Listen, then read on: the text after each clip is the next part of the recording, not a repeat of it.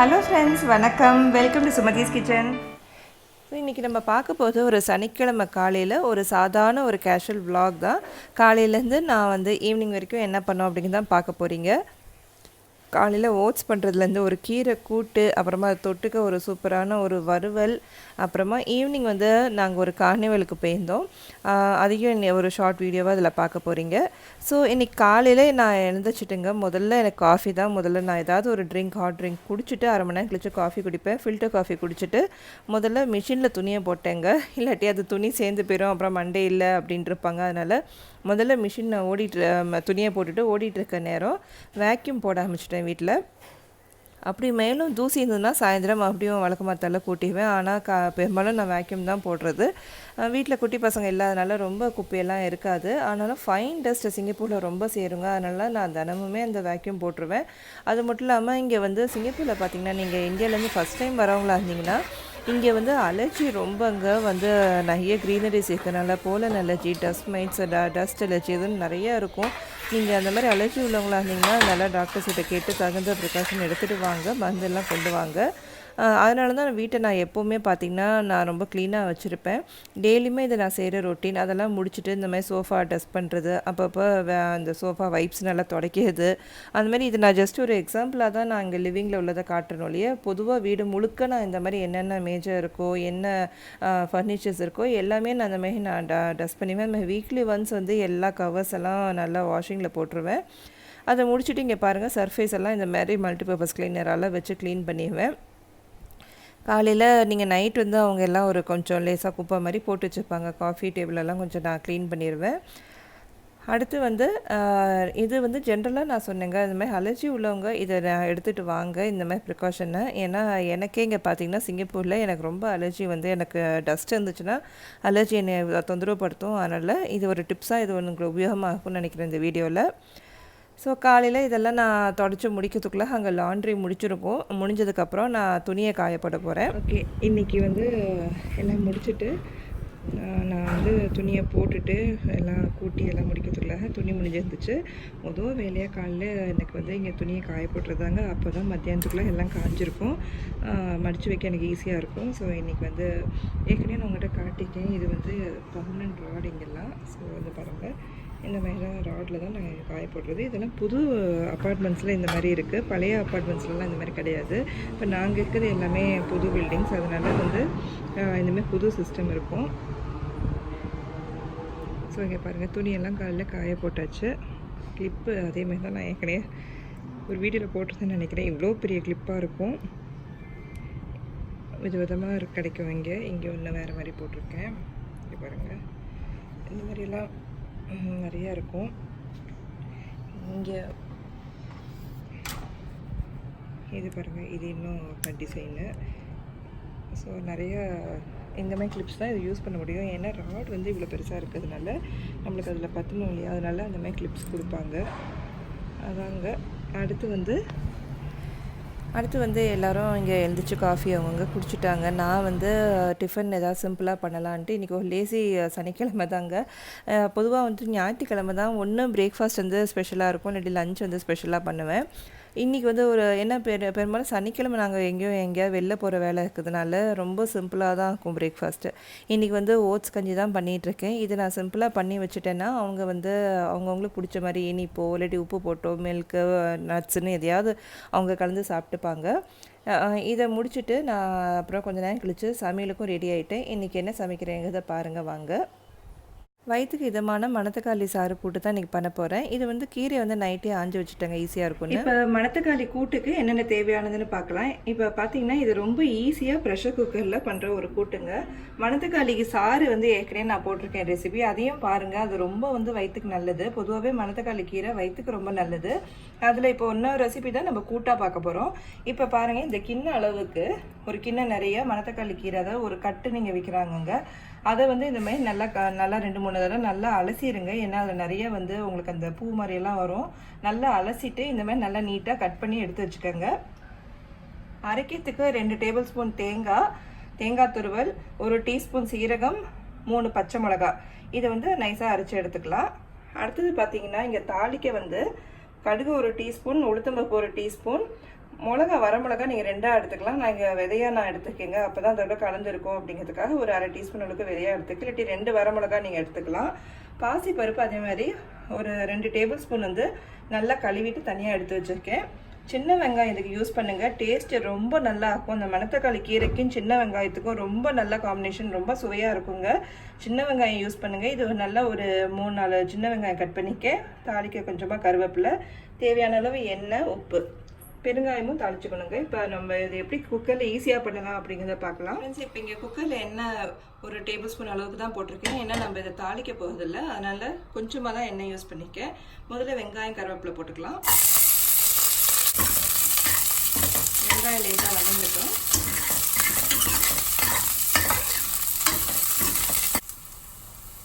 இப்போ இதோட பாசிப்பருப்பும் ஆட் பண்ணிக்கிறேன்.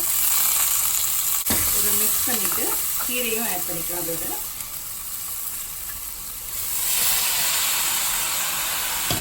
கீரையை போட்டு நல்லா கொஞ்சம் மிக்ஸ் பண்ணிக்கோங்க. இதில் தேவையான அளவு உப்பு கொஞ்சமாக போட்டுக்கிறேன். இப்போ இது வந்து நான் ரொம்ப ஒரு குழம்பு மாதிரி வைக்கலங்க, தொட்டு சாப்பிட்ற மாதிரி தான் பண்ண போகிறேன். அதனால் கொஞ்சமாகவே உப்பு போட்டுக்கிறேன். மஞ்சப்பொடி நான் சொல்ல மறந்துட்டேன் இன்க்ரீடியன்ஸில், உங்களுக்கு தேவைப்பட்டால் அதை போட்டுக்கலாம். கலர் மாறும்னு நினச்சிங்கன்னா போட வேண்டாம். இப்போ தேவையான அளவு கொஞ்சமாக தண்ணி ஊற்றிக்கிறேன்.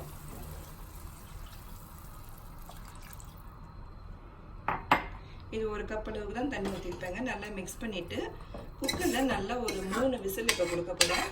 அது சரியாக இருக்கும். இந்த குக்கர் வந்து நம்ம பருப்பு வேகத்துக்குள்ளார இங்கே வந்து நான் தாளிச்சுக்க போகிறேன். நம்ம கடுகு முதல்ல போட்டுக்கலாம். உளுத்தம்பருப்பு, வரமிளகா, பெருங்காயம்.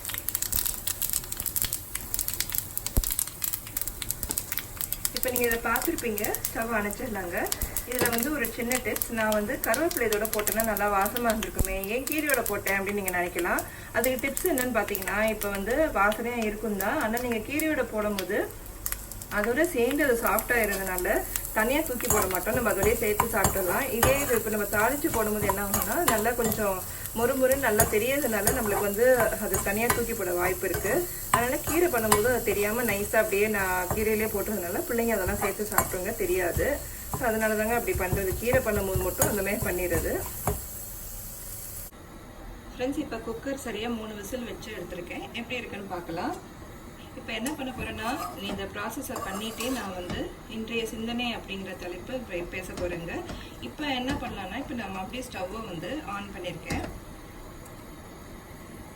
ஆன் பண்ணிவிட்டு லேசாக தண்ணி இருக்காதுல்ல, இங்கே பாருங்கள், கீரையில் எப்போவுமே தண்ணி விடும், அதனால பருப்பெல்லாம் நல்லா வெந்து சரியாக இருக்குது. இப்போ இதோட நம்ம அரைச்ச தேங்காய் அந்த பேஸ்ட்டை நான் போட்டுக்க போகிறேன்.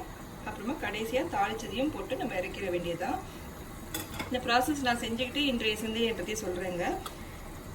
இப்போ உதாரணத்துக்கு வந்து பர்ஃபெக்ஷனிஸ்ட் அப்படிம்பாங்க. பர்ஃபெக்ஷனிஸ்டாக இருக்கணுங்கிற அவசியம் இல்லைங்க. ஆனால் ஒவ்வொரு வேலைக்கும் நம்ம வந்து ஸ்கெடியூல் மாதிரி போட்டு ப்ரையாரிட்டைஸ் பண்ணோன்னா நல்லா எல்லாமே கரெக்டாக முடியுங்க. அதே மாதிரி இப்போ காலையில் வந்து சில பேர் உதாரணத்துக்கு அலாரமை வந்து ஸ்னூஸில் போட்டுட்டு அவங்க பாட்டு தூங்கிட்டு இருப்பாங்க. அப்புறமா அறக்க பறக்க ஐயோ ஸ்னூஸில் வச்சுட்டோம், லேட் ஆயிடுச்சே, நம்ம எழுந்திக்கல அப்படிங்கிறதே காலையில் வந்து உங்களுக்கு ஒரு தோல்வி மாதிரி தான் ஆரம்பிக்கும். ஒவ்வொரு நாளும் ஒரு ஆரம்பம் முடிவோடு தான் நம்ம நிர்ணயிக்கப்படுது. அதை வந்து நீங்கள் இந்த மாதிரி ப்ரையாரிட்டைஸ் பண்ணிவிட்டு, அதாவது முக்கியத்துவம் எது அப்படிங்கிறத முதல்ல பார்த்துட்டு ஸ்கெடியூல் போட்டு நீங்கள் அது பிரகாரம் நீங்கள் பண்ணிங்கன்னா எல்லாமே நீங்கள் பிளான் பண்ண மாதிரி உங்களுக்கு நடக்கும். அதுக்கு நீங்கள் வந்து காலையில் ஒரு 30 நிமிஷம், படுக்க போகிறதுக்கு 1 மணி நேரம் முன்னாடி உங்களுக்கான டைம் ஒதுக்குங்க. அந்த மாதிரி பண்ணிங்கன்னா உங்களுக்கு வர லைக்ஸை விட வேறு என்னங்க முக்கியம். ஸோ இதை செஞ்சு பாருங்கள். நிச்சயமாக இது 1 மாதமாக நீங்கள் செஞ்சு பாருங்கள். எந்திரிக்கிறதும் உங்களுக்கு ஃப்ரெஷ்ஷாக இருக்கும். அதே மாதிரி படுக்க போகிறதும் உங்களுக்கு வந்து ரொம்ப நிம்மதியாக ரிலாக்ஸ்டாக தூக்கம் வரும், உங்களுக்கு நல்ல தூக்கம் வரும். இதுதாங்க என்னோட ஷேரிங் இன்றைய சிந்தனை இன்னைக்கு. இப்போ நம்ம தேங்காய் அரைச்சது இதில் போட்டோம். ஃப்ரெண்ட்ஸ், இப்போ ஒரு கொதி வந்துச்சு, ஸ்டவ்வை ஆஃப் பண்ணிடலாம். தாளிச்சல்ல அது மேலே கொட்டிக்கிறேன் நான். சூப்பரான மணத்தக்காளி கீரை கூட்டு ரெடி ஆயிடுச்சு. இங்கே பாருங்கள், ரொம்ப சின்ன வெங்காயமும் கீரையும் சேர்ந்து ரொம்ப சூப்பராக இருக்குங்க. செவ்வாய் இது செஞ்சு பாருங்கள். வயிற்றுக்கு ரொம்ப நல்லது. இது சின்ன பிள்ளைங்கலேருந்து பெரியவங்களுக்கும் இது தாராளமாக சாப்பிடலாம். ஃப்ரெண்ட்ஸ், இப்போ மணத்தக்காளி கூட்டு ரெடி ஆயிடுச்சு. இங்கே பாருங்கள், டேஸ்ட் பண்ணி பார்த்தங்க, ரொம்ப சூப்பராக இருக்கு. எனக்கு பிடிச்சிருக்கு. நீங்களும் ட்ரை பண்ணி பாருங்கள். நிச்சயமாக சுவையில் ரொம்ப நல்லாயிருக்கும். இன்னைக்கு மற்றும் ஒரு வறுவல் வகை தான் பார்க்க போகிறோம். இது ரொம்ப நல்லா இருக்குங்க. சவுத் இந்தியன் கொண்டக்கடலை வறுவல். இது ரொம்ப சிம்பிளாகவும் ஆனால் டேஸ்ட்டு ரொம்ப பிரமாதமாகவும் இருக்கும். சவுத் இந்தியன் சன்னா வறுவல் எப்படி பண்ணலான்னு பார்க்கலாம். இது தேவையானது பார்த்தீங்கன்னா, இங்கே வந்து நான் ஒரு 3 கப் அளவுக்கு கொண்டக்கடலையை குக்கரில் நல்லா ஒரு 4-5 விசில் வரைக்கும் வச்சு வடிகட்டி எடுத்து வச்சுருக்கேன். அப்புறமா தேவையானது தாளிக்கு எதுவுமே தேவையில்லை. இஞ்சி மட்டும் ஒரு நல்லா 1/2 இன்ச் இஞ்சி பொடிசாக நறுக்கி வச்சுருக்கேன். கொஞ்சம் கருவேப்பிலை, நல்ல 2 பெரிய வெங்காயம் பொடிசாக நறுக்கியிருக்கேன். குடமிளகா. என்னடா சவுத் இந்தியன் சொல்லிட்டு இங்கிலீஷ் காய்கறி வருதுன்னு பார்க்குறீங்களா? அந்த மாதிரி பிடிக்கலன்னு நினச்சிங்கன்னா, குடமிளகா பிடிக்காதவங்க இதை நீங்கள் தவிர்த்தலாம். ஆனால் இதை சேர்த்து நீங்கள் பண்ணும்போது டேஸ்ட் இன்னும் கொஞ்சம் ரொம்ப சூப்பராக நல்லா இருக்குங்க. இது வந்து கொஞ்சம் ஒரு செமி கிரேவியாக பண்ணிங்கன்னா சப்பாத்தி, ரொட்டி இந்த மாதிரி அது கூட நீங்கள் தொட்டுக்கலாம். இப்போ நான் வந்து சாம்பார் சாதத்துக்கு நம்ம தினப்படி சாப்பிட்றதுக்கு தொட்டுக்க சூப்பரான ஒரு வறுவல் தான் பண்ண போகிறேன். அதுக்கப்புறம் இங்கே பேனில் எண்ணெய் சூடாகிட்டு இருக்கு. மிக்சியில் வந்து கொஞ்சம் ஒரு 1/4 டம்ளர் 1/4 கப் அளவுக்கு தேங்காய் நீங்கள் எடுத்துக்கலாம், துருவன தேங்காய். நான் இங்கே வந்து பீசஸ் மாதிரி போட்டிருக்கேன். அப்புறமா 4 வரமிளகா எடுத்துருக்கேன், 1/2 டீஸ்பூன் சோம்பு. இது எல்லாத்தையுமே நல்லா அரைச்சி எடுத்துகிட்டு வந்துடலாம். மிக்சியில் பார்த்தீங்கன்னா இப்போ பாருங்கள், நல்லா மையாக அரைச்சிட்டு வந்திருக்கேன். இந்த அளவுக்கு நல்லா நைஸாக அரைச்சிக்கோங்க எல்லாத்தையும். முதல்ல வந்து இதில் இஞ்சி போட்டுக்கலாம்.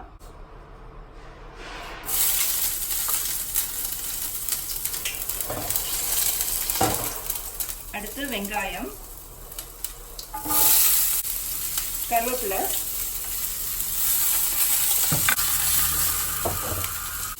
இப்போ இந்த வறுவல் பார்த்தீங்கன்னா ரொம்ப சீக்கிரமாக நீங்கள் வந்து சன்னா நீங்கள் வந்து முதல் நாளே கூட நீங்கள் எடுத்து வச்சுக்கலாம். இல்லாட்டி நீங்கள் ஃப்ரீஸ் பண்ணி வச்சுருந்தீங்கன்னா அதையே யூஸ் பண்ணிங்கன்னா இது ஒரு எல்லாமே பாருங்கள். இந்த இதெல்லாம் நறுக்கிறது வெங்காயம், குடமிளகா மட்டும்தான் நறுக்கியிருக்கேன். ரொம்ப ஈஸியானது. ஒரு 10 நிமிஷத்தில் பண்ணிக்கலாம். ஏன்னா வேக வைக்கிற வேலை இதெல்லாம் ஒன்றுமே கிடையாது. ஆனால் சுவையில் ரொம்ப சூப்பராக இருக்கும். அதுவும் இந்த சன்னா நம்ம பண்ணுறதுனால இது வந்து ரொம்ப ப்ரோட்டீன் நிறைஞ்சது. ரொம்ப ஈஸியாக பண்ணக்கூடிய ஒரு வறுவலுங்க. இப்போ ஃபுல்லாக காய்கறிக்கு தேவையான அளவு உப்பு போட்டுக்கிறேன். இப்போ நான் அதில் வந்து ஒரு 1/2 டீஸ்பூன் உப்பு போட்டிருக்கேன். 1/4 டீஸ்பூன் மஞ்சள் பொடி,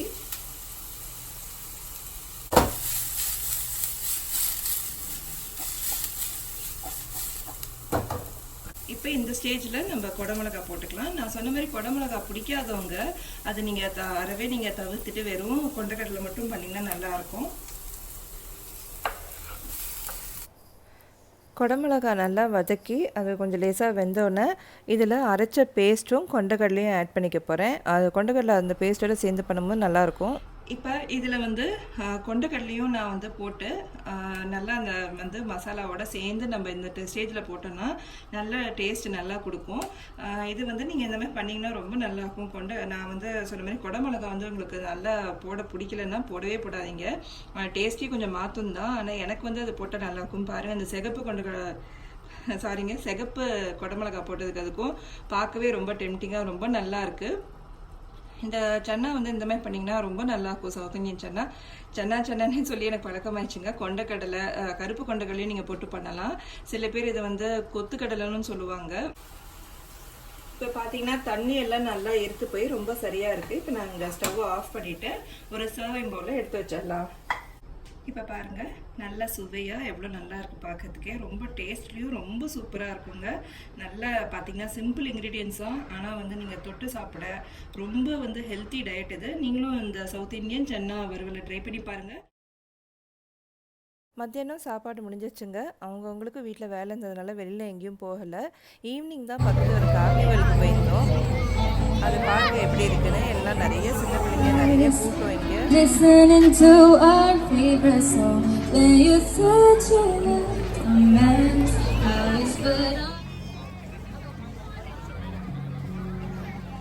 திருவிழான்னு சொல்லலாம். அந்த மாதிரி திருவிழா மாதிரி இது வந்து ஃபன் கார்னிவல்னு அங்கங்கே உள்ள ரெசிடென்ட் கமிட்டியில் இதை அரேஞ்ச் பண்ணுவாங்க. அந்த ஒரு கார்னிவலுக்கு தான் போயிருந்தாங்க. ஆனால் எக்கச்சக்கமான கூட்டம். எங்களுக்கு போயிட்டு கொஞ்சம் சீக்கிரமாகவே வந்துட்டோம். பொண்ணு இங்கே வந்து இந்த மாதிரி டாட்டூ போட்டுக்கிறாங்க.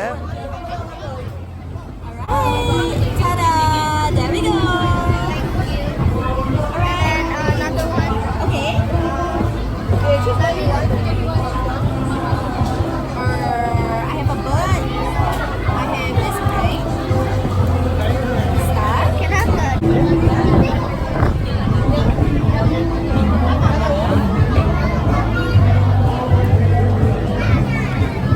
There you go. Thank you. மாதிரி இங்கே கமிட்டி வந்து நிறைய இந்த மாதிரி ஈவெண்ட்ஸ்லாம் ஆர்கனைஸ் பண்ணுவாங்க மல்டி கல்ச்சுரல் சொசைட்டிங்கனால. இந்த விலாக் உங்களுக்கும் பிடிச்சிருக்குன்னு நினைக்கிறேன். மறக்காமல் நம்ம சேனலை சப்ஸ்கிரைப் பண்ணி வச்சுக்கோங்க. நன்றி, வணக்கம். தேங்க்ஸ் ஃபார் வாட்சிங். Like, comment and subscribe for more weekly videos.